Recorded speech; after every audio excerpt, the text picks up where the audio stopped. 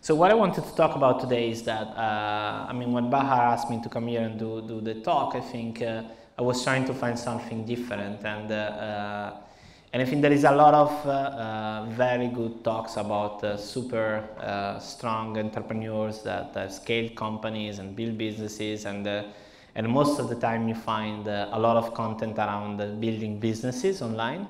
I think what you don't find is something that I think is a bit overlooked from the community, that is really about how do you feel and what are the, as when you're CEO of a company, whether it's a startup or whether it's a scale up or whether it's a big companies, I think there are certain things that you have to do that are not intuitive, are very hard. And I think nobody talks about that. So the CEO is a very lonely job. If you are a CEO, you should probably have experienced that. And funnily enough, there is not a lot of literature and advice on how really to do that and to, I would say, face reality in light of the challenges that everybody faces as a CEO. CEO is also the job that is peculiar because you cannot prepare you to be a CEO, in a sense that nobody gets a try of being a CEO first. You just get into the job and suddenly you're the CEO. And at least the first time you do that, it's really very hard to prepare, and it's very different from, I think, any other job. And it changes a lot. So our company is about 120 people now. If I look at my journey as a CEO from where I was when we were basically 2 to 220, it's like I feel like I've changed job like 10 times. And this is kind of what it feels like. So for me today was really to share and try to give you, I would say, my experience about how do you feel and what are the things that you need to do to be, in my view, a good CEO. So first of all, I think we need to try to understand what a CEO does, and I think this is not a super easy answer because it's if you look around and you try to Google it, and there is a lot of different things that people tell you, and everybody seems to have good advice about that. I think after my, I don't know, 3-4 years into the job, I found this, which is basically, it's a very, I think, one of the best summarization of what a CEO does. And I'm a big believer in the law of 3. So the CEO should do only 3 things. First of all, set the overall vision and strategy. Secondly, he should try to hire and recruit the best talent. And thirdly, make sure there is enough money in the bank. And I think if you stick to this, I think it works quite well, and I think the challenge for you as a CEO is to make sure that you don't do anything else. So effectively, the reality is that in your company, depending on the size, but generally speaking in a company, pretty much everybody else can do anything else but these 3 things. So these 3 things is something that nobody else can do in a company but the CEO. And as a ground rule of being, I think, a good CEO and a good leader, if there is something that somebody else can do, you shouldn't be doing that. And I think this is a very important rule that is very hard to apply in the everyday life, because people will ask you about stuff and sometimes you feel like, oh my God, but I should be getting coffees and I should be do stuff that it just makes you more like a normal person. But the reality is that you shouldn't, because if somebody else can do that, you shouldn't be doing that, because you really need to focus on these 3 things over and over again. And the list is small, but it's very effective.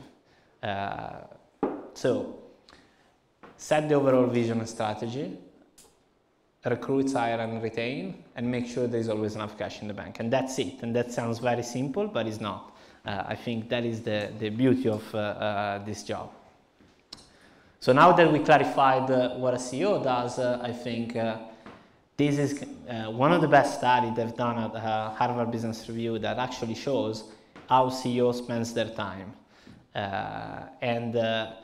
For me, this is a great benchmark, because of course you always have to learn from other people who has been in the job and has been more successful than you, and it's very hard to find this data. So if you are yourself in your room or in your office or in the floor or whatever, and you really try to understand, am I spending the time correctly? And I think particularly by being new on the job, self-doubt is something that you have to kind of fight against, because you're always going to find somebody that tell you that you could have done the other way, whether it's your investor, whether it's your customer, whether it's your team, but there's somebody always asks you, you should do this, you should do that, and particularly with investor, which is something I think in time you come to realize the difference by you that you are 24/7 in the business versus a person that, as much as he loves your business and as much as he's invested money into the business, he still dedicates to your business, if you're lucky, one day a month. You should really benchmark yourself around this number and try to understand, am I spending the time correctly? Because time remains the most important resources you can really manage. And I think having a benchmark and just looking at that, how much time do you spend in meeting? Do you have enough time alone? Do you have time to reflect, to make decisions properly? Do you have time to feed your own creativity by learning, reading, and whatever? And those are all things that in the agenda very quickly disappear, but the reality is that they're very important for you to be effective at your job. I don't know, are we going to share the presentation afterward? No. Sorry, we're going to share the presentation? Yeah, I'm going to share it with everyone. Okay, cool, so no need to take pictures. But I think this is a great thing about what are actually your job and how does your job applies into real life. So if it's not in your agenda, it simply is not happening. This is another thing that you should get comfortable on, and it's nobody's fault. Like everybody on Monday morning has the best intention, but the reality is that by Friday you're completely in a different place. Okay, so one of the other things that I learned a lot, which is again, it's about, I think it's different from the perception of the job, and it's different about what people generally tell you about the job, is that the problem with the CEO of job is that the context switching. So you are, in your day, in an average day, maybe you're facing 20 different problems that are completely uncorrelated with each other. And your ability to move from one piece to the other very quickly, and maybe it's a 15 minutes meeting or it's an half an hour meeting, it's really, really important. And this just gives you a visual implementation of how many things you should worry about, and the ability to compartmentalize what we call the problem and just put it there and not be worried about it when you're doing other stuff, even if it's maybe an existential threat to the business. So let's talk about fundraising. And if you think about fundraising all the time, which we know if you don't succeed in fundraising, you're actually done. But the reality is that you cannot think about it all the time. You need to think about it when you're thinking and working about it. Everything else then needs to disappear. You need to concentrate on the problem that you have at hand at the same time. So this complexity is something that I think you learn to master over time, and really trying to be super sealed in your thinking and saying, if I'm not doing that, I shouldn't be thinking about that, even if it's the worst problem of the world, because thinking about it doesn't actually solve it. Either you work on it or you don't, and this is very, very, very, very clear. The most difficult skill, I have to say, is really to manage your own psychology.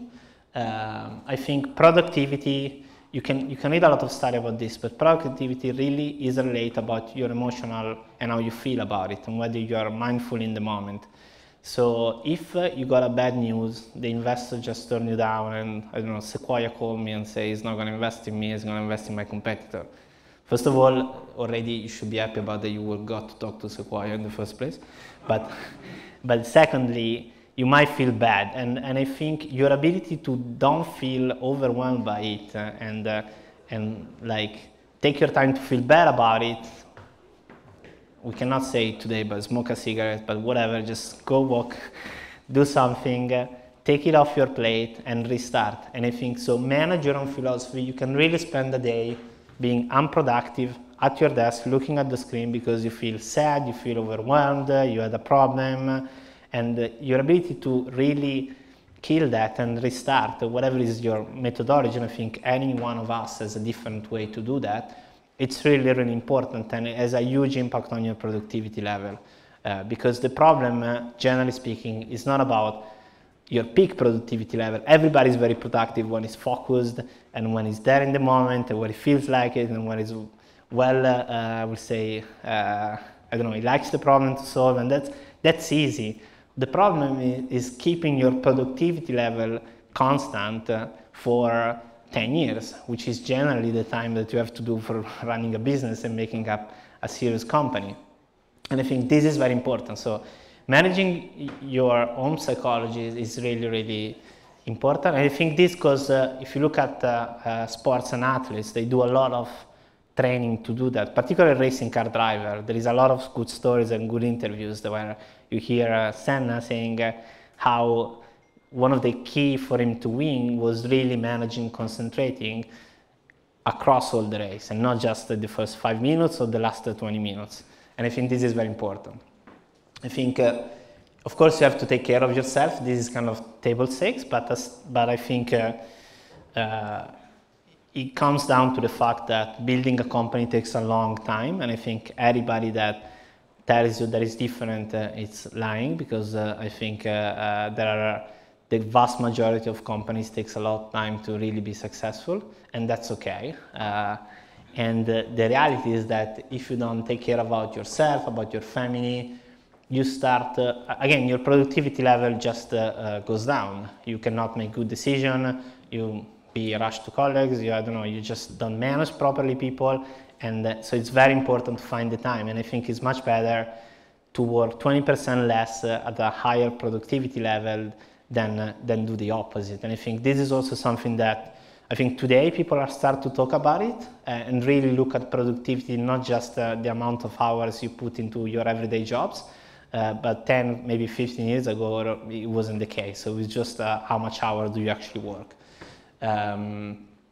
So as I said, I think being a CEO means work on yourself, and I think this is very important. I mean, you are always the #1 problem to achieving your goals, and I think this is also something that you really have to, I would say, embrace rather than fight, because if you think you are the perfect strong guy that is going to kill the world, in reality, it's probably you're going to fail. So you have to be really, really mindful about who you are and what are your issues, how you're evolving into that, and what's your personal path to growth. And I think making space for reflection, this is all things that I do, but I think it's very helpful to really become productive, because ultimately the goal is being as productive as possible and as efficient as possible. I don't know if you know about this chart. If you don't know about Ray Dalio, he's like one of the greatest fund manager on the planet. He runs one of the most successful hedge funds in the world. And he wrote this book about 20 years ago, which is called Principle. I suggest you read it. And basically, this is one of his principles.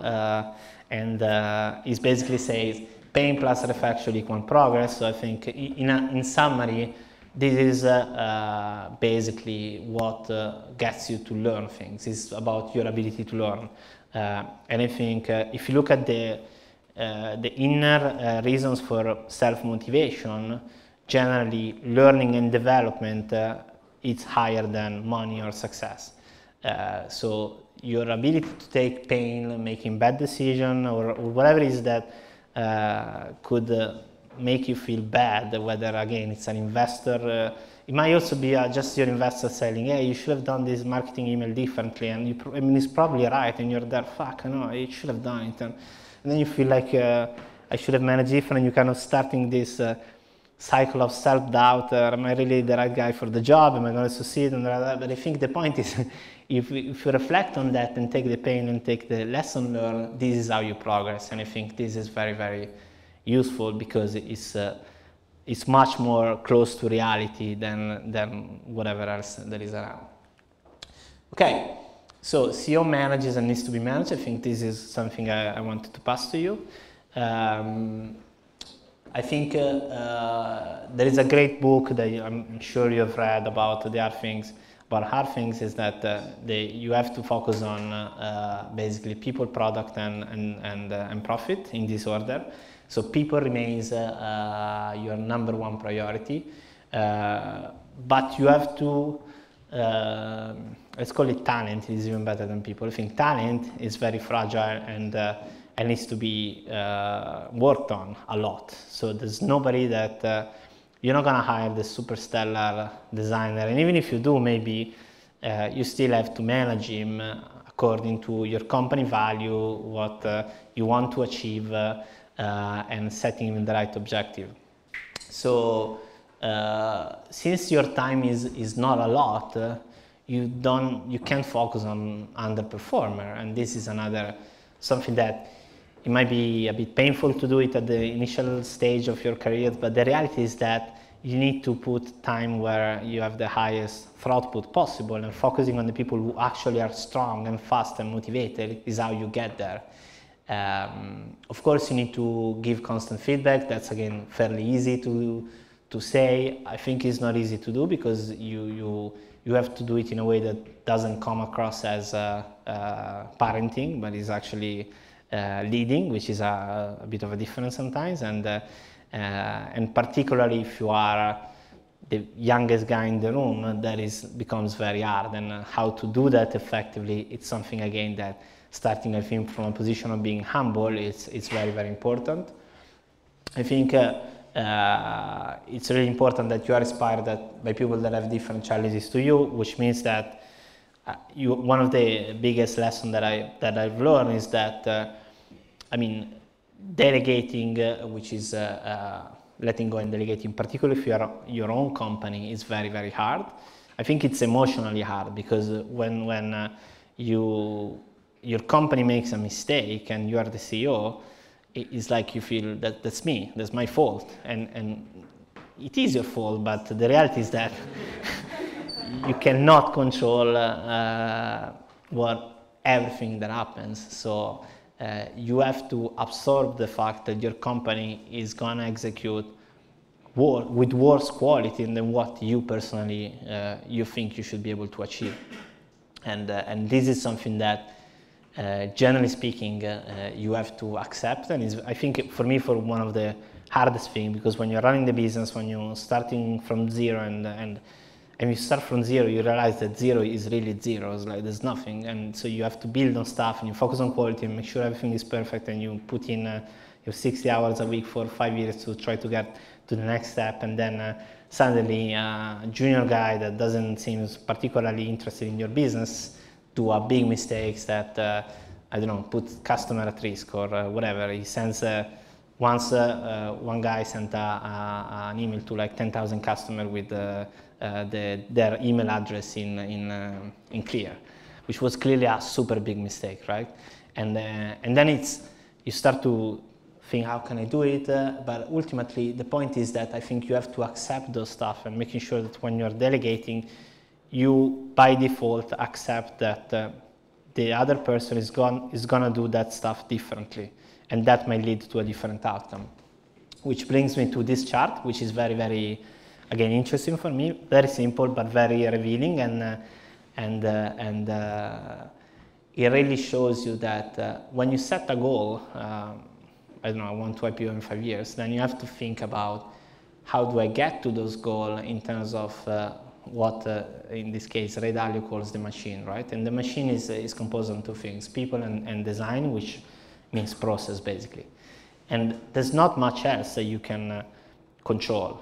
It means that effectively, once you are outside of setting this goal and you've decided how to set the machine, so who is entitled to do this and how do they operate, which could be mission values and up to processes, then you're done. Then the only thing you can do is go back and look at the outcomes. And if you don't like the outcomes, you either reset the goals or you reset the machine. But you cannot interact in the middle, basically. And I think this is very useful because, at least for me, when I was building the business at the early days, I didn't think about it in these terms. And I didn't think about that things happen for kind of a reason, and this is kind of the fundamental reason why things happen in a certain way is people and design. And there are not many other things that lead to the outcomes. So I think for me this is a very good visualization of what, when you delegate, what do you actually need to think about. And the process of doing that, of course, sometimes is painful because you don't know the outcomes, and although you're still responsible for the outcomes, you have to sit and wait and make sure that you hire the right people, make sure that you put the right controls and the right framework in place to deliver what you expect, but you cannot do that if you are the CEO, because if you start doing those stuff, it means that you are focusing on the wrong thing. And ultimately, this is going to impact much more the company than what you realize today. So you feel good because the famous marketing email was well drafted and well designed, but the reality is that you're probably missing something much bigger on the other side. Okay, so what are the really hard things? So maybe you guys are all familiar with the definition of complicated and complex, but there are two very different things. I think doing this job, I don't think it's complicated, it's just hard and complex. What does it mean? That it's really about a lot of moving parts and a lot of uncertainty.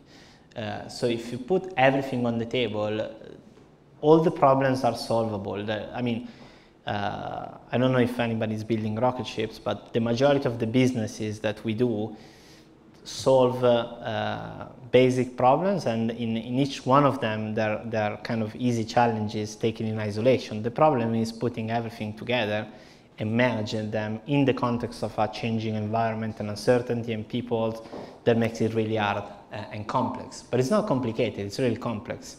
And I think this is also something you should realize, because it's different to approach complicated problem and complex problem.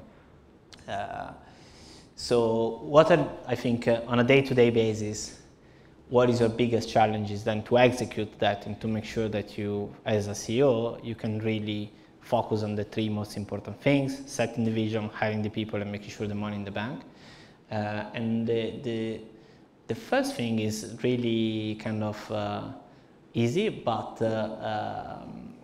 you need to manage the agenda, not being managed by the agenda. This is another thing that sounds super easy, but it's very hard to do, particularly if you are starting to scale the business, because you're going to have a lot of constituency, being your investor, customer, employees, trying to talk to you into doing other stuff.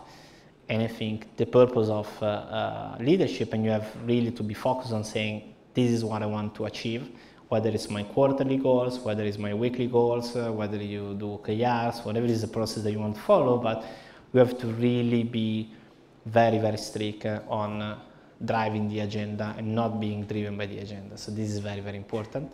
And this is a constant fight. It's really a constant fight in the CEO life.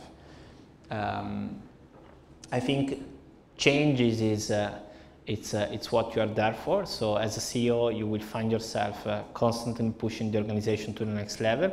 And change is by definition one of the painful things, because it's you have to restart from scratch sometimes. You have to rebuild a team, and then the engineering team left, and you have to rebuild the other one. And then we're just making an example. We just rehire all the design team, and then we have to restart from scratch. And so changing the company, changing the culture, changing and making progress around that, it's really, really one of your job. And I think as a CEO, you really have to be focused on communicating that and making sure that people can follow you.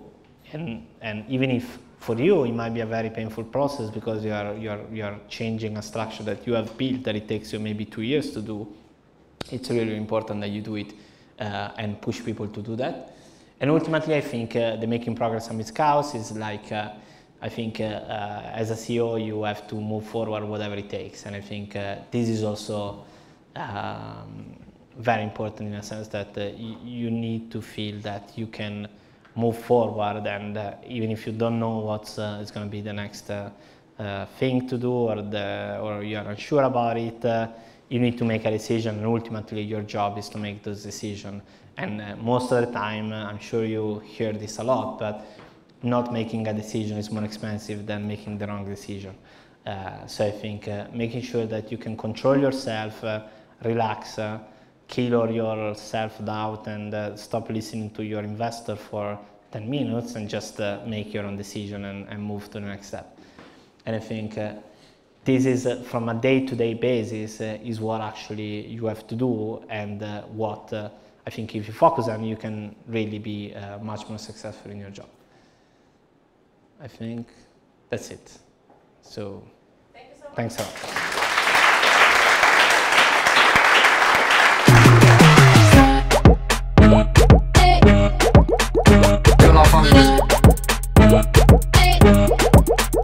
Good life,